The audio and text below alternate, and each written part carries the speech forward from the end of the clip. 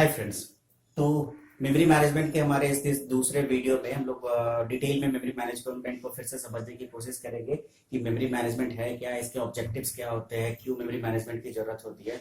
तो सबसे पहले जब हम लोग मेमोरी की बात कर रहे हैं, यहाँ पे मेमोरी मैनेजमेंट की बात कर रहे हैं, तो मेमोरी मैनेजमेंट बेसिकली क्या है, हम लोग मेन मेमोरी के मैनेजमेंट की बात कर रहे हैं। और मेन मेमोरी के मैनेजमेंट की बात क्यों कर रहे हैं, उसके पीछे का रीजन है क्योंकि जिस तरीके से प्रोसेस मैनेजमेंट की जब बात करते हैं तो वहाँ बहुत सारे प्रोसेसेस सीपीयू के पास पहुंच रहे हैं प्रोसेसिंग के लिए, और सीपीयू के पास काफी ज्यादा लोड है, वर्कलोड है। तो उस वर्कलोड को मेंटेन करने के लिए वहां पे प्रोसेस मैनेजमेंट हमने अप्लाई किया था। सिमिलरली जब हम लोग मेन मेमोरी मैनेजमेंट की बात करते हैं तो हमें we already know about that कि when a process comes to memory then it goes for processing. अगर प्रोसेस मेमोरी में नहीं गया तो उसकी प्रोसेसिंग आगे पॉसिबल नहीं है। So first of all it resides in main memory. तो मेन मेमोरी के पास काफी ज्यादा वर्कलोड है क्योंकि प्रोसेस आएंगे, प्रोसेस जाएंगे, प्रोसेस कंप्लीट होगा, प्रोसेस के शेड्यूलिंग होगी, नेक्स्ट कौन सा प्रोसेस जाएगा उसको पहले से मेमोरी में अवेलेबल कराना है, जो प्रोसेस का प्रोसेसिंग कंप्लीट हो गया उसको मेमोरी से क्या करना है,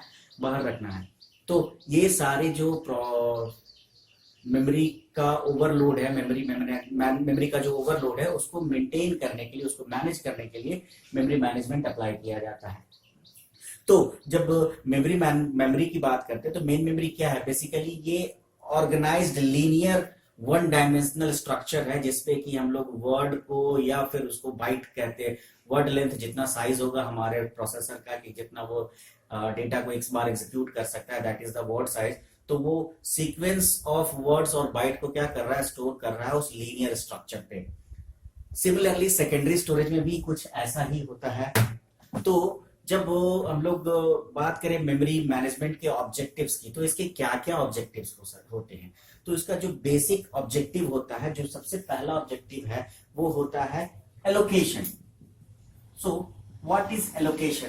देखो बेसिकली क्या होता है, कोई भी प्रोसेस को जब जरूरत होगी उसे रैम पे अलोकेट किया जाएगा। To allocate memory to the process when they need it. When a process needs some processing, first of all is it stored in main memory, after that is goes to processor. So first of all main memory पे उसको allocate किया जाएगा। So this is the objective of memory management. The second thing we know that कि जो भी processing के लिए गया है उसका प्रोसेसिंग कंप्लीट होगा, और प्रोसेसिंग कंप्लीट होने के बाद वो वापस मेन मेमोरी को आएगा। तो मेन मेमोरी में इतना स्टोरेज नहीं है कि वो सारे प्रोसेस को स्टोर करके, तो वहां से फिर उसको जैसे ही वो टर्मिनेट होगा उसे रिलोकेट किया जाएगा और उसे सेकेंडरी स्टोरेज में भेजा जाएगा। तो ये मेमोरी मैनेजमेंट का एक ऑब्जेक्टिव है और ये फ्रिक्वेंटली चलता रहेगा। इसके अलावा लॉजिकल और फिजिकल मेमोरी ऑर्गेनाइजेशन के लिए भी मेमोरी मैनेजमेंट रिस्पॉन्सिबल होता है। अब ये लॉजिकल और फिजिकल ऑर्गेनाइजेशन की जब हम बात करते हैं तो बेसिकली क्या है, जिस जो एड्रेस सीपीयू जनरेट करता है उस एड्रेस को हम लोग कहते हैं वर्चुअल एड्रेस या लॉजिकल एड्रेस, और मेमोरी में जो एड्रेस होता है that is called physical address. तो सीपीयू करस्पॉन्डिंगली कुछ और एड्रेस जनरेट कर रहा है और मेन मेमोरी में या फिर फिजिकल स्टोरेज में उसके लिए कुछ और एड्रेस है। ये सिमिलरली उसी तरीके से है कि जैसे आप जब कोई फाइल से स्टोर करते हो या सेव करते हो तो आपको पता होता है सी ड्राइव के इस फोल्डर में आपने फाइल को सेव करा है, लेकिन क्या फिजिकल स्टोरेज पे सी ड्राइव नाम की कोई चीज है? नहीं, वहां पे ट्रैक्स और सेक्टर्स है। अगर आप हार्ड डिस्क की बात करो तो फिजिकल स्टोरेज पे कुछ अलग तरीके से स्टोर किया गया, लॉजिकली यानी हमने जो एड्रेस दिया है दैट इज समथिंग डिफरेंट। यहाँ पे हमने फाइल और फोल्डर के हिसाब से, ड्राइव फाइल फोल्डर के हिसाब से पाथ दिया, वहां पे ट्रैक सेक्टर के अकॉर्डिंगली डेटा स्टोर है। सो ये this is the physical and logical thing. तो इन दोनों को मैप करना है कि इसके करस्पॉन्डिंग ये जनरेट हो, लॉजिकल के करस्पॉन्डिंग फिजिकल एंड फिजिकल के करस्पॉन्डिंग लॉजिकल एड्रेस ट्रांसलेट हो सके। तो ये सारा टास्क भी मेमोरी मैनेजमेंट का ही है। इसके अलावा मेमोरी मैनेजमेंट का जो सबसे इंपॉर्टेंट रोल है वो है protection and sharing. Protection basically बात करता है कि अगर जब हम बात कर रहे हैं रैम की, तो रैम एक यूनाइटेड कैपेसिटी का एक लार्ज लीनियर स्ट्रक्चर है जहां पे कि हम लोग डेटा को यानी 0 1 या जो हमारा वर्ड्स है, बाइट्स है, उसको स्टोर कर सकते हैं, but it is a linear structure. और यहाँ पे फिजिकल पार्टीशन नहीं है और सारे के सारे प्रोसेस इसी लीनियर स्ट्रक्चर पे अगर स्टोर हो रहे हैं, तो अगर ये लीनियर स्ट्रक्चर है और दो प्रोसेस है, this is process P1, this is process P2, तो हम लोग ये कैसे पता करेंगे कि प्रोसेस P1 का एरिया क्या है और प्रोसेस P2 का एरिया क्या है, क्योंकि हम लोग ये फिजिकल पार्टीशन क्रिएट नहीं कर सकते हैं। तो एक प्रोसेस को दूसरे प्रोसेस से अलग करने के लिए भी मेमोरी मैनेजमेंट ही रिस्पॉन्सिबल होता है और इसको हम लोग कहते हैं प्रोटेक्शन। तो ये प्रोटेक्शन कैसे अचीव की जाती है वो हम लोग फर्दर तो वीडियोस में देखेंगे कि आखिर ये प्रोटेक्शन कैसे अचीव की जाती है। इसके अलावा जब शेयरिंग की बात करते हैं तो हम लोगों ने प्रोसेस मैनेजमेंट के आईपीसी में देखा था, इंटर प्रोसेस कम्युनिकेशन में, कि एक क्रिटिकल सेक्शन होता है और इस क्रिटिकल सेक्शन को एक से ज्यादा प्रोसेस यूज कर सकते हैं। That means P1 and P2 both can access this memory area and this memory area is used by these two processors. That means this area is shared area. तो जब ये shared area है तो authorisation की बात होगी, कौन सा प्रोसेस इसको यूज कर पाएगा। We have P3, P4 and P5 but only P1 and P2 are authorized to access this particular area. तो ये कैसे डिसाइड होगा कि कौन इस मेमोरी एरिया को एक्सेस कर पाएगा, कौन इस मेमोरी एरिया को एक्सेस नहीं करेगा। This is called sharing. तो शेयरिंग तो हो रहा है, लेकिन शेयरिंग के साथ साथ हमें प्रोटेक्शन की जरूरत है। तो जब हम लोग शेयरिंग की बात करते हैं तो ऑब्वियस है प्रोटेक्शन साथ साथ में ही आता है। इसके अलावा जो सबसे इंपॉर्टेंट चीज है वो है पार्टीशनिंग। तो बेसिकली पार्टीशनिंग क्या है, यहाँ पे जब हम लोग पार्टीशनिंग की बात करें तो पार्टीशनिंग बेसिकली है कि जब मेमोरी को हम लोग डिवाइड करेंगे, क्योंकि मेमोरी हमारा यूनाइटेड कैपेसिटी का है और यूनाइटेड कैपेसिटी का मेमोरी है, तो हर प्रोसेस को अलग अलग चेम्बर्स चाहिए। ये बिल्कुल वैसा ही है कि जैसे एक फ्लैट पूरा एक फ्लोर है, लेकिन फिर उसको पार्टीशन करके अलग अलग कमरे या हॉल्स में डिवाइड किए जाते हैं। यहाँ पे रैम पे भी वही ऐसा ही हो रहा है कि जब मल्टी प्रोग्रामिंग की बात करते हैं, multi programming in the sense, पहले हम लोगों ने समझा था कि सिंगल प्रोसेस होता है तो वहां पे हमें पार्टीशनिंग की जरूरत नहीं पड़ रही है क्योंकि एक ही प्रोग्राम स्टोर होगा रैम पे। लेकिन जब एक से ज्यादा प्रोग्राम है और रैम पे वो स्टोर होगा और रैम पे कोई फिजिकल डिवीजन नहीं है, तो ये फिजिकल डिवीजन नहीं है तो हमें क्या करना होगा, एक लॉजिकल डिवीजन तैयार करना होगा ताकि एक से ज्यादा प्रोसेस को हम एकोमोडेट कर पाए रैम को। This is called partitioning. अब बात करें कि मेमोरी मैनेजमेंट की जरूरत क्यों है, तो मेमोरी मैनेजमेंट की जरूरत इसलिए है कि आज के डेट में मेमोरी तो काफी सस्ता हो गया, काफी चीप हो गया, काफी आसानी से अवेलेबल है, लेकिन उसी तरीके से हमारे एप्लीकेशन के साइजेस भी करस्पॉन्डिंगली बढ़ते जा रहे हैं। एप्लीकेशन के साइजेस बढ़ते जा रहे हैं, नंबर ऑफ एप्लीकेशन बढ़ते जा रहे हैं और हमारे कंप्यूटर में टास्क काफी ज्यादा, अब मल्टीटास्किंग सिस्टम की बात करें तो देयर आर न्यूमरस टास्क एक ही टाइम पे आ रहा है, तो उस कंडीशन पे सारे के सारे एप्लीकेशन को एकोमोडेट कराया जा सके, तो इसके लिए मेमोरी मैनेजमेंट काम करता है। तो अब इसके बाद जब मेमोरी मैनेजमेंट की एक और बात करें कि तो मेमोरी मैनेजमेंट में हम लोगों ने पिछले वीडियो में स्वैपिंग या फिर डायनेमिक लोडिंग का कॉन्सेप्ट देखा था। तो डायनेमिक लोडिंग का बेसिकली कॉन्सेप्ट क्या था कि ओवरलेज होते हैं, ओवरलेज 1 2 3 4 जो कि सेकेंडरी स्टोरेज में होते हैं और हमारे प्राइमरी मेमोरी में एरिया कम होता है, तो इसको यहाँ पे लाना है, फिर वापस जब काम खत्म होगा तो यहाँ से हटाना है। तो this is called swapping and swap out. तो ये कंडीशन होता है। तो इस तरीके से मेमोरी मैनेजमेंट का ये भी काम होता है कि प्राइमरी मेमोरी से सेकेंडरी मेमोरी पे डेटा भेजना भी या प्रोसेस को भेजना और वहां से प्रोसेस को लाना भी। तो अब इसके अलावा जब हम बात करें कि मेमोरी मैनेजमेंट की क्या क्या रिक्वायरमेंट्स हैं, तो जिसमें रिक्वायरमेंट्स में हमने एलोकेशन रीएलोकेशन की बात की, इसके अलावा प्रोटेक्शन और शेयरिंग की बात की, इसके अलावा हमने लॉजिकल ऑर्गेनाइजेशन और फिजिकल ऑर्गेनाइजेशन की बात की। तो लॉजिकल और फिजिकल ऑर्गेनाइजेशन को हमने क्या देखा कि सीपीयू किस तरीके से एक दूसरा एड्रेस जनरेट करता है और हमारा जब बात करें जो फिजिकल हार्डवेयर है या डिवाइस है उसमें किस तरीके से वो स्टोर होता है, तो वो एक डिफरेंट अप्रोच होता है, जबकि सीपीयू जो एड्रेस जनरेट करता है वो एक डिफरेंट अप्रोच होता है। तो वहां पे उसको हम लोग वर्चुअल एड्रेस कहते हैं और नेक्स्ट को कहते हैं फिजिकल एड्रेस। सो ये लॉजिकल एड्रेस और फिजिकल एड्रेस की मैपिंग करनी बहुत जरूरी होती है। इसके अलावे हमारे पास जो इम्पोर्टेंट एक रोल है हमारे मेमोरी मैनेजमेंट का, वो रोल ये है कि ये पार्टीशनिंग कैसे की जाए। तो पार्टीशनिंग करने का एक बहुत ही इम्पोर्टेंट तरीका है।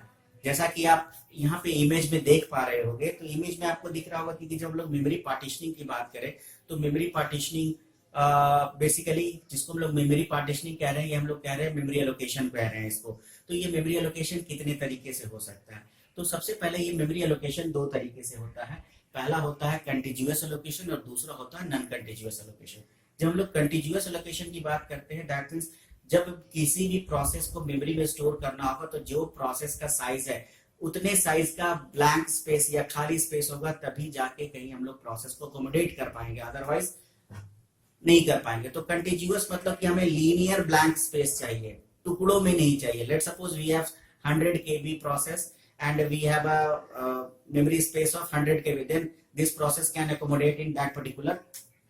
So we have a process P1 of 100 KB and we have a memory of 500 KB and this 100 KB is blank, ये blank है, ये occupied है, then we can accommodate this one process क्योंकि ये हमें linearly contiguous blank space चाहिए। तो अगर इस तरीके का एलोकेशन होगा तो उसको हम लोग कंटिन्यूअस एलोकेशन कहेंगे। दूसरा एलोकेशन ये होगा कि यहाँ पे 50 KB था और इस जगह पे 50 KB था, तो हमें क्या करना होगा, प्रोसेस को दो हिस्सों में बांटना होगा और 50 KB यहाँ और 50 KB यहाँ पे स्टोर करेंगे। तो इस तरह की जब बातें होगी तो इस तरह के एलोकेशन को हम लोग कहेंगे नॉन कंटिन्यूअस एलोकेशन। अब फर्दर कंटिन्यूअस को दो क्लास में क्लासिफाइड किया गया है। पहला है सिंगल पार्टीशन और दूसरा है मल्टीपल पार्टीशन। तो सिंगल पार्टीशन और मल्टीपल पार्टीशन की जब बात करें हम लोग, सिंगल और मल्टीपल की अगर बात करें तो सिंगल पार्टीशन और मल्टीपल पार्टीशन, तो जब हम लोग सिंगल पार्टीशन की बात करें तो सिंगल पार्टीशन एक सिंपल अप्रोच है। यहाँ पे क्या है, आपका एक ही जो हमारा मेमोरी है वो दो हिस्सों में डिवाइड होता है, एक लोअर एरिया और एक अपर एरिया। लोअर एरिया में ओएस होता है और अपर एरिया में यूजर प्रोग्राम होते हैं। तो यहाँ पे एक सिंगल प्रोसेस होता है और ये सिंगल प्रोसेस यहाँ पे अकोमोडेट होगा। जब इसका टास्क कंप्लीट हो जाएगा ये यहाँ से स्वैप आउट हो जाएगा, बाहर जाएगा और नया टास्क फिर लेके आया जाएगा। तो जब सिंगल प्रोसेस अप्रोच की बात करते हैं तो सिंगल प्रोसेस जो है हमारा बेसिकली यहाँ पे जो कॉम्प्लेक्सिटी होती है वो कॉम्प्लेक्सिटी बहुत ही कम होती है और इसको हम लोग सिंगल प्रोसेस मॉनिटर भी कहते हैं। और ये एक सिंपल प्रोसेस मैनेजमेंट अप्रोच है जिसमें कि हमने रैम को या मेन मेमोरी को दो पार्ट में डिवाइड किया है, एक लोअर ओएस लोअर एरिया का है, एक अपर एरिया। लोअर एरिया में हमारा ऑपरेटिंग सिस्टम है, अपर एरिया में हमारा यूजर प्रोग्राम है। पहले के बहुत सारे सिस्टम में ये ऑपरेटिंग सिस्टम तो रॉम में होता था, यानी ये एरिया पूरा का पूरा यूजर प्रोग्राम के लिए होता था और रॉम में ओएस होता था। खैर अभी हम लोग सिंपल ये रैम की बात करें तो यहाँ पे ओएस लोअर एरिया में और अपर एरिया में यूजर प्रोग्राम है। तो जो लोअर एरिया में ओएस है इसको हम लोग मॉनिटर कहते हैं, that's why it is called single process monitor. लेकिन यहाँ पे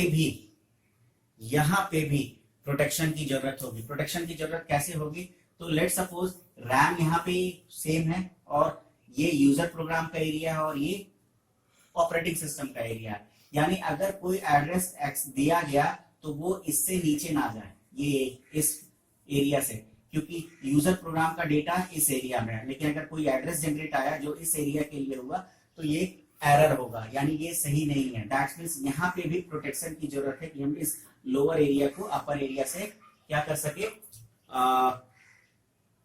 इस लोअर एरिया को इस अपर एरिया से डिवाइड कर सके, प्रोटेक्ट कर सके। तो जैसा कि यहाँ पे आप इमेज में देख पा रहे हो कि सीपीयू ने एक एड्रेस जनरेट किया है ए, और ये एड्रेस ए को पहले चेक किया जा रहा है कि ये लोअर एरिया से कम है या ज्यादा है। और अगर ये लोअर एरिया से कम नहीं है, यानी लोअर एरिया नहीं, ये लिमिट एरिया, जो लिमिट एरिया है उससे कम नहीं है, तब एरर जनरेट किया गया, मतलब कि ये इस जगह का एड्रेस ये नहीं है। और अगर है तो फिर उसको पर्टिकुलरली उस लोकेशन पे भेज दिया गया। यहाँ पे आप देख रहे होगा कि एक रिलोकेशन रजिस्टर की बात की जा रही है, तो basically that is base register plus relocation address. तो ये हम लोग आगे आने वाले वीडियोस में इसको समझने की कोशिश करेंगे। तो इस तरीके से सिंगल प्रोसेस मॉनिटर में हम लोग क्या कर रहे हैं, बेसिकली प्रोटेक्शन की बात कर रहे हैं। और शेयरिंग की बात तो यहाँ होगी नहीं, क्योंकि यहाँ एक सिंगल ही प्रोसेस है, that means there is no need of sharing option. बात आती है जो हमें बेसिकली पढ़ना है, हमें वो है मल्टीपल पार्टीशन सिस्टम के बारे में। और जब मल्टीपल पार्टीशन सिस्टम के बारे में हम लोग बात कर रहे हैं, तो मल्टीपल पार्टीशन सिस्टम में एक है आपका फिक्स्ड पार्टीशन और दूसरा है वेरिएबल साइज पार्टीशन। तो जब हम लोग फिक्स पार्टीशन की बात करते हैं, तो फिक्स पार्टीशन किसे कहते हैं ये समझते हैं। जैसे ही आपका सिस्टम बूट हुआ और सिस्टम बूट होने के बाद रैम को 4 P1, P2, P3, P4 और P5 इस 5 पार्टीशन में डिवाइड कर दिया गया। और थ्रू आउट सिस्टम जब तक ऑन रहेगा ये पार्टीशन फिक्स होगा, ये चेंज नहीं होगा, ठीक है। तो इसको हम लोग कहते हैं फिक्स्ड पार्टीशन। जबकि एक दूसरा तरह का पार्टीशन होता है जिसको हम लोग डायनेमिक या वेरिएबल साइज पार्टीशन कहते हैं। तो वो ड्यूरिंग सिस्टम जो रन कर रहा है उस टाइम पे ये पार्टीशन का साइज बदल भी सकता है। अब हम लोग फिक्स पार्टीशन को बेसिकली 2 पार्ट में डिवाइड किया है या 2 तरीके से क्लासिफाई किया है। पहला है हमारा इक्वल साइज और दूसरा है unequal size. Equal size partition कहने का मतलब है कि अगर हमने ये 20 KB का पार्टीशन रखा है तो सारे के सारे पार्टीशन 20 K के हैं। This is called fix sized equal size fixed partition. लेकिन वहीं पे अगर हम लोग इसको रखते 10 KB, ये 15 KB था, ये 20 KB था, ये 30 KB था, तो ये कहलाता fix size unequal size fix partition. और इस अनइक्वल साइज फिक्स पार्टीशन में फिर यहाँ पे आपको ध्यान देने वाली बात है, ये तब तक वैसा ही पार्टीशन का साइज फिक्स रहता है जब तक कि सिस्टम दोबारा रिबूट नहीं होता। So this is about fix size equal size partition and fix size unequal size partition. Variable size partition एक इंपॉर्टेंट टाइप ऑफ पार्टीशन है जहां पे कि ड्यूरिंग रन टाइम हम सिस्टम के पार्टीशन के साइज को क्या कर सकते हैं, चेंज कर सकते हैं। मतलब जैसा प्रोसेस का साइज होगा अकॉर्डिंगली हम उसे उतना ही स्पेस प्रोवाइड कर पाएंगे।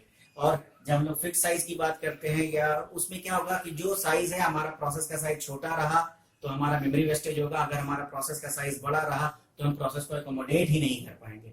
तो ये सारी क्या क्या एडवांटेजेस है डिसएडवांटेजेस है वो हम लोग इसको अगले वीडियो में समझने की कोशिश करेंगे। इस वीडियो में इतना ही। Thank you.